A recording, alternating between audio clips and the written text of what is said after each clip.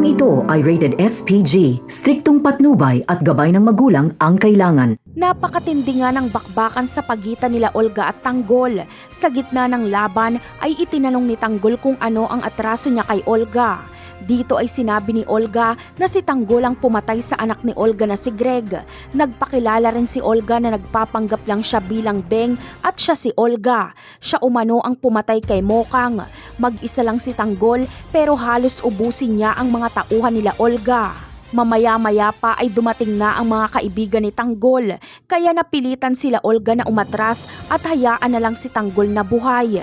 Pero hindi pa dito natatapos ang laban dahil dederecho sila Olga sa ospital para dukutin at tapusin si Marites at Tinding. Kaya ikinagulat nila Marites nang bigla ang magsidatingan sila Olga at sapilitan silang kinuha. Nanlaban si Tinding kaya nakatakas siya. Si Marites lang ang nakuha nila Olga. Alam naman ni Tanggol na pupunta sa ospital sila Olga kaya sumunod din sila doon. At dito ay nakasalubong ni Tanggol si Tinding at itinuro niya na dinala daw umano sa rooftop si Marites. Agad namang pumunta doon si Tanggol.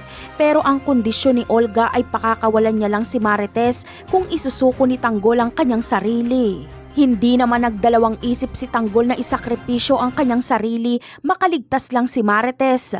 Matinding pasakit ang dinanas ni Tanggol dahil binugbog at pinahirapan siya. Ilalaglag siya ni Olga sa building.